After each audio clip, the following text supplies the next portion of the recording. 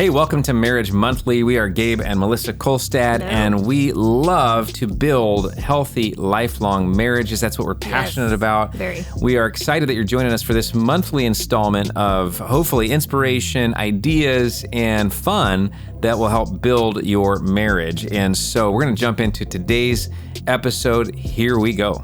Hey, we're here this month with Ron and Julie Baum. They're friends of ours from California. We're all West Coasters, which is awesome. And Ron and Julie, Ron's actually an associate of mine from the Unstuck group, a fun opportunity that we get to serve other churches around the country. But we also all have in common this passion for helping people build healthy, lifelong marriages. And Ron and Julie just have a ton of experience. Lots of experience. Yeah, so much. And we were actually talking with them the other day and thought, we want you to share with our Marriage Monthly audience a little bit about this topic of boundaries. We kind of hinted at it last month as we were talking about some landmines of marriage. And it sort of left us needing a little bit more, a little bit more information about how do you do this well, because marriage does have all these landmines, but if you don't know how to come after that and set it up so that you've got good, solid boundaries, then you're sort of stuck. So we said, all right, guys, we need the experts. We're calling in the experts. Help us out here. Tell us about how do you do this? Boundaries in marriage. You want to jump in? Yeah. Well, thanks for having us. What a privilege to spend time with you guys like this. And we're just, good camaraderie with building strong and healthy marriages. So thanks for that. That's awesome. So the content for today, I listened to your guys' podcast last month and thinking of those landmines. You guys gave lots of examples of that. And I thought, as you approached us, I thought, how can we talk about that further in regards to these boundaries that are necessary within marriage? Because oftentimes what we do is we just live and exist, right? Just get through the next day, get through the weekend, and we don't become intentional on setting up good boundaries in our relationships, because before you know it, something's going to sneak in and you have no idea where it came from, how it got there. And then what am I going to do about it once you're here? And so for us, we think that there's just real solid advice that comes from Scripture, of course, as well as just experience in our world and working with couples and in our own relationship to say, all right, what do you do with verses that give you directives and really aligned boundaries to say, when these things creep in, look, you better be careful or it's going to be devastating at the end. Or, maybe it's just a hurt, or maybe it's something simply you just need to get through the next day, or maybe it's something that can tear apart a relationship. And I'm not sure about experts. Thank you. That was nice. But definitely experience. We've been married a long time. We've been working with married couples for a long time. So comes some from personal experience and some from experience of others. Yeah. So I don't know, Gabe, can I jump in with a verse? Here's my premise on the verse. So it's Mark 10. It's actually mentioned 4 times throughout Scripture, Old Testament and New. And I think it helps guide and set the boundary marker for marriage relationships. So Mark 10 is the one I'm reading from. It says, "This explains why a man leaves his father and mother and is joined to his wife, and the two are united into one flesh. Since they are no longer two, but one, let no one split apart what God has joined together. So let nothing split apart this relationship." And so how does that happen? How do we help prevent that? It's creating these boundaries. That's good. I mean, I don't know that I would have ever necessarily thought of boundaries as the solution to that Scripture passage. So but without them, you're subject to faulty ways. You're just going to make bad decisions. So it totally makes sense. Love it. Yeah. Okay. Now you got us curious. Yeah. What are the boundaries? Curious. So I think of this thing of let nothing, separate. And I don't know what it's like up in Oregon, but in California, we have a problem when ants are thirsty. They come looking for water, and ants can be just the under your skin, pest, real pest, right? And, normally what happens is you see one or two, and the idea is when you see one or two, you know there is an army behind them. And so the whole, ants can just be infuriating, because before you know it, you wipe up the one or two, or you stomp out the one or two, or you go get the can of Raid when you see a little trail. But the reality is there are intruders that are knocking at the door. There are intruders that are coming from the outside in. There are intruders that are already on the inside, and they want to attack the marriage relationship. And if we don't identify and acknowledge what the intruders are, then we can not set up the boundaries. We're going to miss out.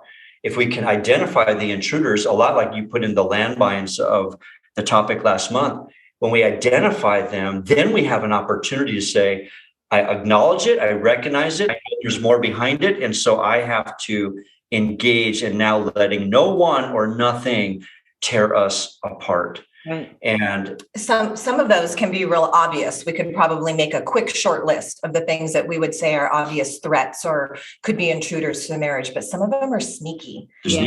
Where we don't really see coming. Yeah, people don't think about, intruders being extended family. Your own children. Your own kids. Can be. Friends.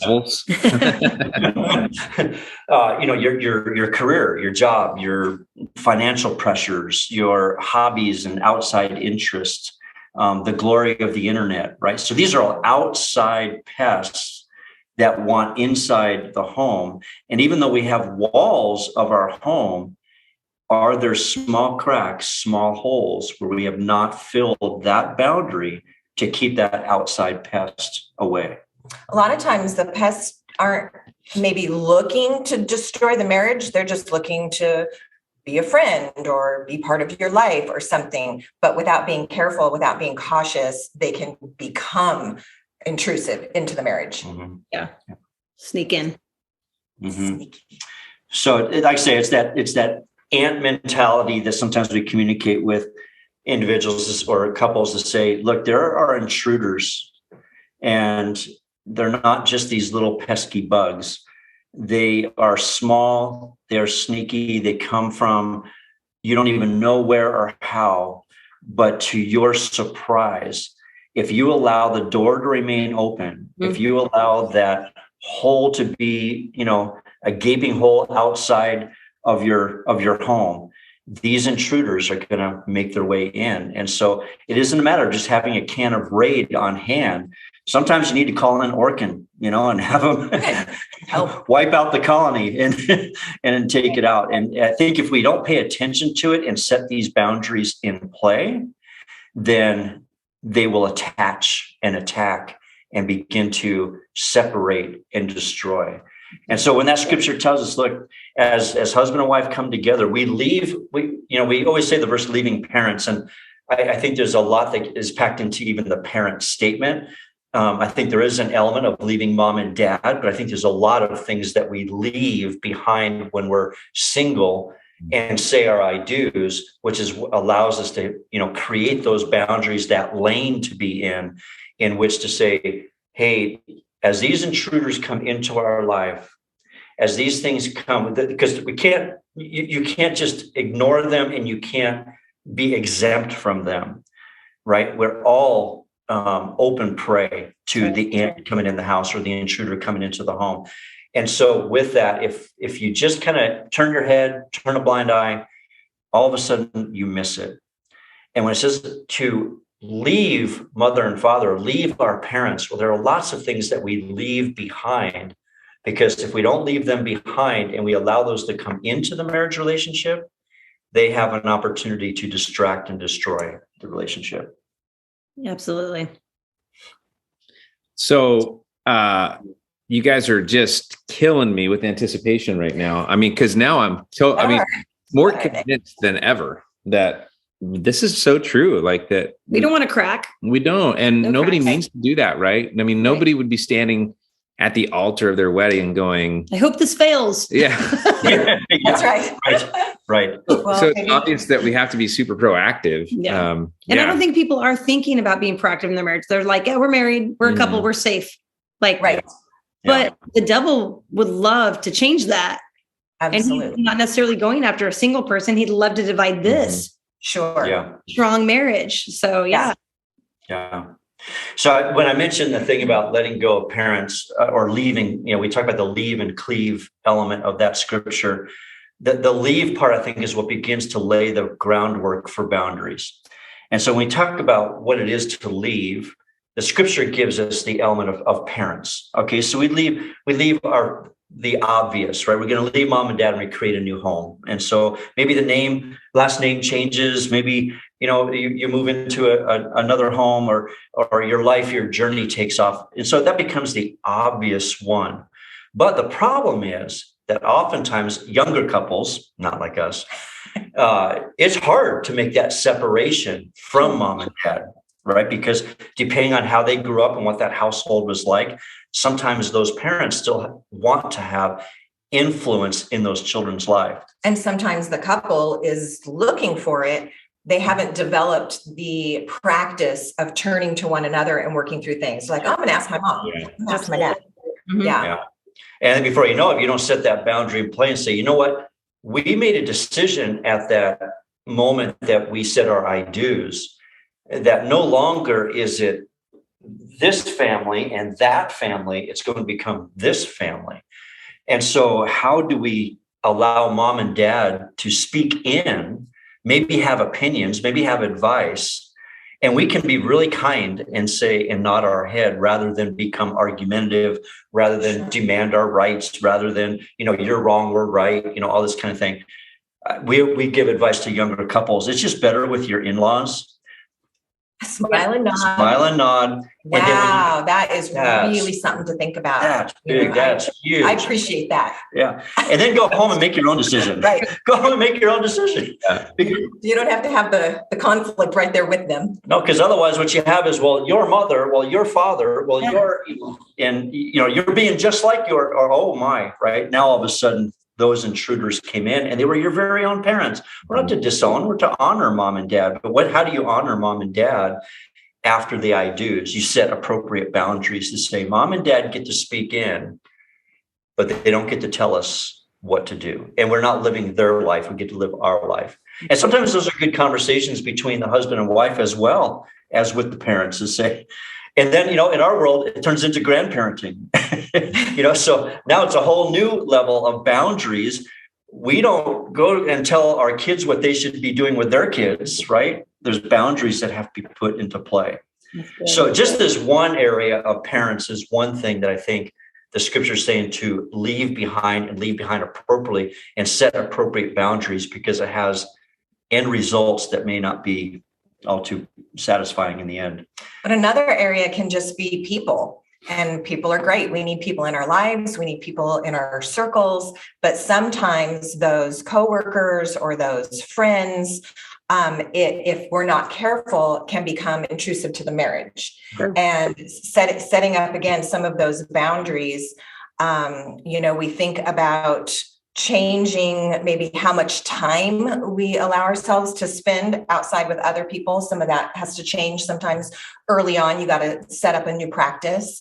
And also we talk a lot about, there's kind of been a new-ish feeling of, especially with social media, of what's appropriate and what's inappropriate of these friendships with other people. Yeah. And although we might go into it deeper as we talk about it, but really any conversation that you're having with someone that if your spouse knew would feel like it was inappropriate or over the line, then that's inappropriate. That's right. And so besides parents, we can also have people that become problematic in our marriage. So again, some of these boundaries are practical ones to say, are you having a conversation as a husband and wife about your extended family? Are you having a conversation as husband and wife about friends that you're bringing into the relationship? Because maybe it isn't any longer boys' night out, girls' night out. Or as many, yeah. Just what is the appropriate boundary for that relationship to say, we got married and you're always gone. Well, yeah, I always was gone. I go on a ski trip with the guys. I go and do this and that. Yeah, that's going to begin to be an intruder in the relationship, to begin to tear it apart. So parents and people, we even talk about past places, maybe areas where you used to hang out, where you used to live life as a single person, or if this is your second marriage, where was life with your other spouse? And now that creates all kinds of uncomfortable feelings between the present marriage. And how do you have that conversation and say, that place is not comfortable for me? So can we agree together to say, we're gonna set a boundary, say those places need to be left in the past. And then probably the last one that we kind of give is problems that we bring to the marriage. Everyone brings a suitcase, right? Now, some of it's your stuff that you brought, but we bring a lot of emotional and relational and spiritual. We just bring a lot of baggage to a relationship. And even if you don't think you do, you're like, I didn't bring a suitcase full. You probably brought a backpack full. Yeah, at least. Maybe a fanny pack, a little fanny pack. I don't know what they're called today. Everybody brings something, right? Yeah. And it's going to be that little irritant. It's going to be that little thing in the relationship that you brought in from your past, from problems that you're dealing with internally, that all of a sudden become the intruder. And so when we talk about leaving mom and dad, oftentimes what we do is we break that apart even further and say, sure, that's the obvious to physically mom and dad, but maybe there's a connection that needs to be talked about and appropriate boundaries put into play. Maybe there are people from your past that you need to begin to say, that relationship's not healthy and it's impacting our relationship. What is that? Gabe, you might remember this. The illustration says, if you have 5 friends, you become the average of all 5. Yeah. And so how healthy are those relationships, men and women that are in the context of your friendships that you're bringing into the present marriage? And so are the married listeners that come across this podcast or YouTube, are they willing to set boundaries when it comes to parents, when it comes to people in their life, when it comes to past places that bring about anxiety or fear or worry, or problems that are a part of a baggage that we're holding on to and haven't let go of? Are they willing to set those kind of boundaries, have those kind of conversations so that relationships can be healthy and successful moving forward? Those are so good. I love those. I love your point about the whole thing about social media and things like that. Anything secret-y that you're hiding, like if I didn't know his passcode to something, or that was a no, you can't know that. If we're trying to hide from each other, that's a huge red flag, right? Absolutely. Like, come on. Mm-hmm. Yeah. And I feel like a lot of marriages don't come at it that way. They have me and my stuff. Yeah. Really, even if it's not causing a problem today, I still think that it is eventually going to cause a problem. You can't you became one. And that includes like your stuff and the things you share and your conversations and all of that. You're absolutely right.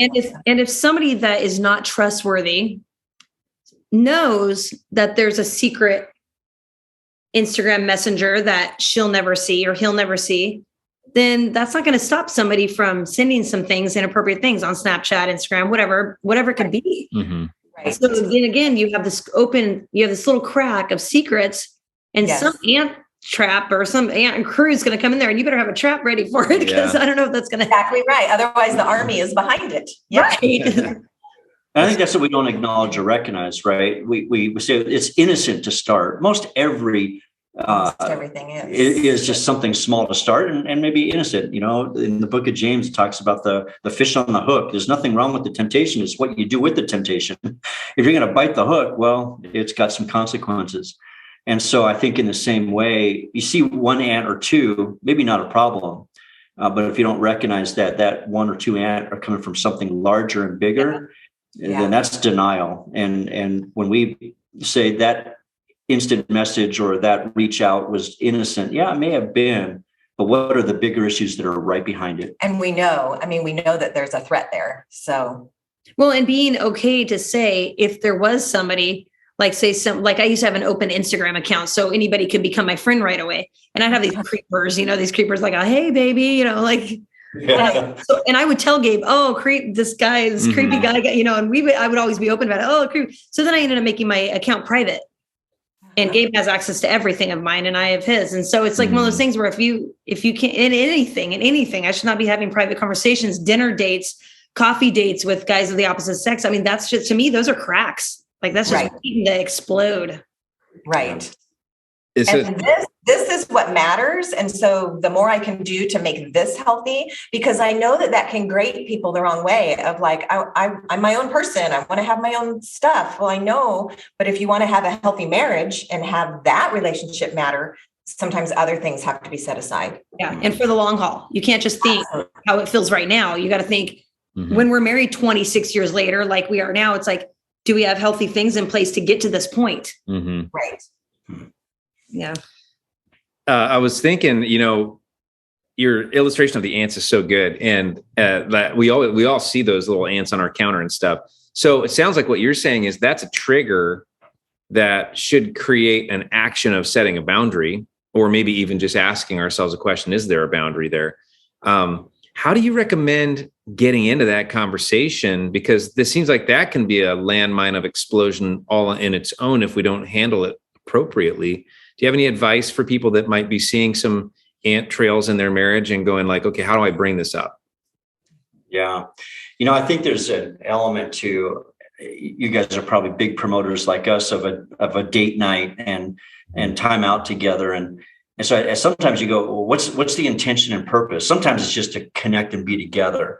But is there more purpose and intentionality to it? So we always do the secret recipe of a successful relationship is, a date night once a week, a getaway overnight once a quarter, and some kind of good retreat element once a year. And so if you can have a formula of where there are intentional times that you actually talk about your marriage relationship, rather than, hey, let's go to a movie, right? And so you both sit side by side, face forward, and that could be a fun night out and you are together.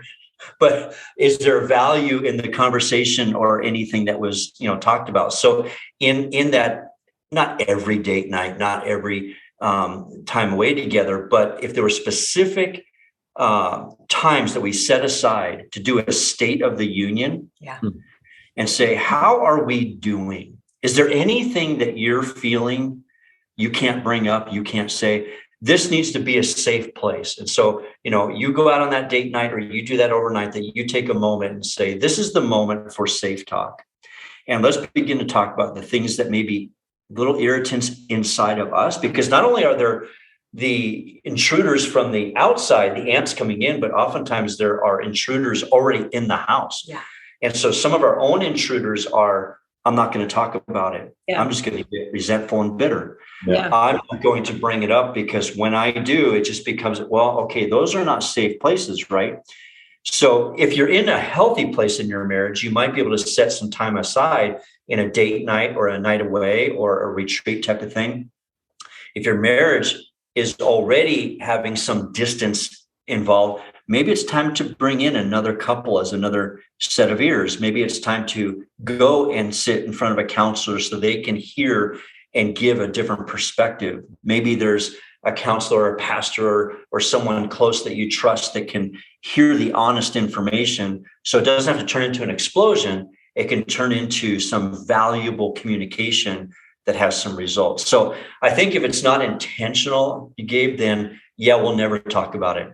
If it's not safe because we know what it was like before when we stepped out there, well, some boundaries are, we're going to take some time once a year that we're going to go to a marriage retreat. We're going to go to a marriage intensive and let them draw it out of us, right?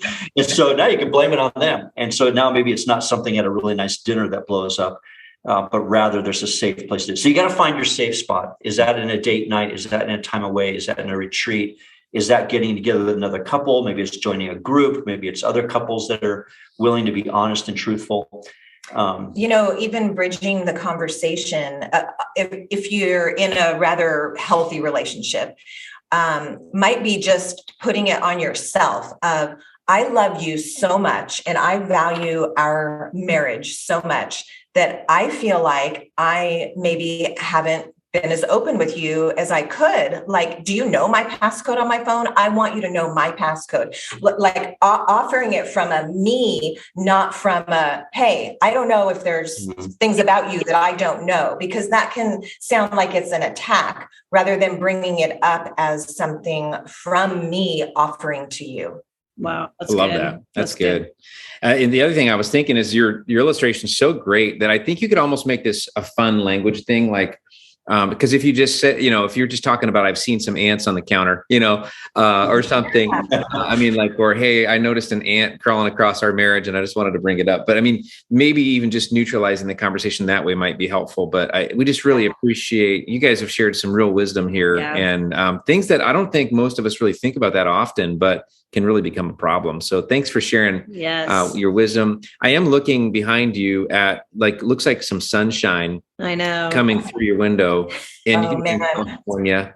And it's beautiful today. It's probably 80 degrees today, blue sky. And it's just we're jealous. I mean, we have light in our room. It's all artificial. Yeah. There's no sun. It's all switch. Anyways, but you guys are a ray of sunshine and we appreciate you. And thanks so much for sharing your wisdom with us. Thank you, guys. Absolutely. Thank you. Pleasure. Thanks so much for joining us for today's episode of Marriage Monthly. We want to ask you if you would subscribe to this podcast and share it with 3 people that you know that might also enjoy this content and it might help build their marriage. We are passionate about building healthy, lifelong marriages, and we want to thank you for being part of this podcast.